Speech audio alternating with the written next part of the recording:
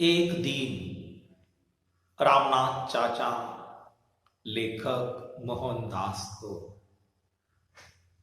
शाम के समय फर्नांडिस के दारू के अड्डे पर घर पर ले गया और रास्ते में बोला, रामनाथ चाचा लेखक से बोला कि तुझे सुजी ने बुलाया है। फर्नांडिस का घर बहुत सजा हुआ था। अंदर दीवार पर यीशु ख्रिस्त का क्रॉस टंगा हुआ था। स्वयं फर्नांडिस और उनकी पत्नी रामनाथ चाचा को बहुत मानते थे दोनों। रामनाथ चाचा उनके घर के अंदर जाकर दारू पीने के लिए बैठ गया और लेखक सुजी के पास बाहर आकर बैठ गया। तभी एक शराब पीने वाला, दारू पीने वाला एक ग्राहक लेखक की ओर देखकर बोला, ये छोकरा कौन है? सुजी की बहन रूबी ने उत्तर दिया, बाहर गांव से आएगा है। वह शराबी, वह ग्राहक फिर बोला, पर इधर काय को आएला है? रूबी ने उस दारू पीने वाले आदमी से कहा, तुझे क्या दारू और मांगता है तो बोल, पर इधर खाली पीली बोग नहीं मारने का। सुजी लेखक के बहुत करीब आकर बोली। लेखक से पूछा, सुजी ने पूछा, तू बीच में किधर गायब हो गया था? इधर काय को नहीं आया? तेरी बहुत याद आती थी, तुझको भी मेरी याद आती थी ना? लेखक ने केवल हां कहा। लेखक ने सुजी से कहा कि हां सुजी, तुम्हारी बहुत याद आती थी। लेखक मोहनदास सुजी की भावनाओं को अनुभव कर रहा था। उसके फोटो पर एक प्यार की भाषा थी। थिरकती हुई प्यार की भाषा को लेखक ने उसको पढ़ा था। उसकी छातियों के उभार और उसके भीतर के स्पंदन को देखा था, लेखक ने अनुभव किया था। सुजी लेखक को आदमी बनाना चाहती थी, परंतु लेखक अभी तक लड़का भी नहीं बन पाया था। उस रात लेखक अपने चाचा के साथ जल्दी जल्दी लौट कर आया, क्योंकि सुजी ने भीतर ही भीतर हलचल मचा दी थी। अगले दिन चाची ने घर से यानी मेरठ से आए हुए 2 पत्र लेखक के हाथ में दिए। पत्र पिताजी के थे और पिताजी ने उस पत्र में लिखा था, वापस गांव लौट कर आओ। पूरा पत्र पढ़कर आंखों में आंसू आ गए थे। उस दिन लेखक ने खाना भी ठीक से नहीं खाया। घर पर सभी लोग राह देख रहे होंगे, इसी चिंता में था लेखक। और लेखक ने निर्णय कर लिया, 2 दिन में वापस मेरठ जाने का कार्यक्रम लेखक ने बना लिया। लेखक के चाचा रामनाथ और चाची कमली दोनों मन ही मन चाहते थे कि लेखक वापस अपने गांव चले जाए और गांव जाकर अपनी पढ़ाई पूरी करे। उसी दिन शाम के समय रामनाथ चाचा लेखक को फर्नांडिस के घर ले गया। फर्नांडिस की दोनों जवान लड़कियां रूबी और सूजी घर पर ही थी। लेखक मोहनदास और सूजी बाहर यानी घर के बाहर लॉन में आकर खड़े हो गए।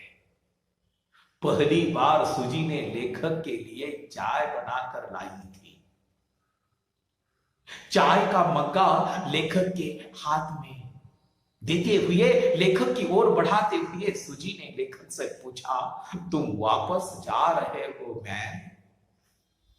सूजी बहुत उदास थी। लेखक के होठों से निकला, हाँ। सूजी ने फिर पूछा, कब? लेखक ने उत्तर में कहा, कल। अचानक चौंकते हुए सूजी बोली, अभी कुछ दिन और? लेखक चुप था। घर के बाहर पेड़ के नीचे अंधेरे में लेखक और सूजी दोनों खड़े थे। लेखक ने देखा सूजी की उंगलियां फड़कने लगी थी। उसकी कलाई, छाती, होठ सभी में एक कंपन था। सिर से पांव तक अजीब सी तड़पन उसके भीतर थी। उसी समय घर में से आवाज आई, सूजी कम इनसाइड। सूजी और लेखक घर के अंदर चले गए। सूजी की ममा ने लेखक से कहा, आज का खाना इधर ही खाकर जाइए, कल तो तुम गांव चले जाओगे, फिर कब आओगे? सूजी के भीतर एक अजीब उदासी थी। वह केवल लेखक की तरफ देख रही थी। थोड़ी ही देर में रूबी और सूजी दोनों ने मिलकर खाना टेबल पर लाकर रख दिया। टेबल के एक बाजू में लेखक के चाचा रामनाथ और सूजी बैठी हुई थी और दूसरी तरफ फर्नांडिस की पत्नी और रूबी बैठे हुए थे। परंतु आंटी ने यानी सूजी की मां ने आज मछली बनवाई थी। सभी ने खाना शुरू कर दिया, लेकिन सूजी खाना खा नहीं रही थी। बार बार लेखक की तरफ देख रही थी। आधा पेट ही भोजन कर लिया उसने। लेखक का खाना हो गया। लेखक हाथ धोने के लिए वॉश बेसिन के पास चले गए। उसने हाथ धोए और सूजी उनके पास टॉवेल लेकर खड़ी थी। थोड़ी ही देर में लेखक के चाचा घर से बाहर निकले। अंधेरा हो गया था। लेखक अपने चाचा के पीछे पीछे निकले और फिर उन्होंने मुड़कर देखा, 20 कदमों के अंतर पर उनके पीछे सूजी आ रही थी। सूजी को देखकर अंधेरे में लेखक रुक गए। चाचा आगे निकल गया था और सूजी ने उस अंधेरे में लेखक से कहा, आई लव यू मोहन। पहली बार लेखक का नाम लेकर पुकारा था सूजी ने। लेखक का सारा शरीर रोमांचित हो गया था। उसके भीतर सोए हुए प्यार को पुनः एक बार सूजी ने जगाया था। सूजी लेखक के अत्यंत करीब आई और बोली, मुझे क्या मालूम था कि तुम इतना जल्दी चले जाओगे। अरे मुंबई में आया हुआ आदमी इतनी जल्दी जाता है क्या? बोलना, इधर सारा कोई लाइफ नहीं। जब से पैदा हुआ तभी से यही लोगों को दारू पिलाना, न चाहते हुए ही उनसे हंस हंस कर बातें करना। फर्स्ट टाइम तुमको देखा, तुम दूर गांव से आया, हमने सोचा तुमसे दोस्ती करोगे। तुमसे दोस्ती करेगा, अपने सुख दुख की बात करेगा, पर इधर हम पिंजरे में बंद होने के माफिक फड़फड़ाता है। यह पिंजरा तोड़कर किधर जाए? सूजी पिंजरे में कैद थी, पर लेखक एक पिंजरे से भागकर मुंबई आया था। सूजी ने लेखक की तरफ अपना हाथ बढ़ाया और अपनी हथेली लेखक के होठों पर रखी और भावुक होकर लेखक से कहा, मेरी इस मुट्ठी में अपनी सांसें भर दो। जब तक तुम लौट कर नहीं आओगे तब तक तुम्हारे सांसों की गंध मैं संभाल कर रखूंगी। मैं तुम्हारा इंतजार करूंगी। लेखक भी भावुक हो गया था।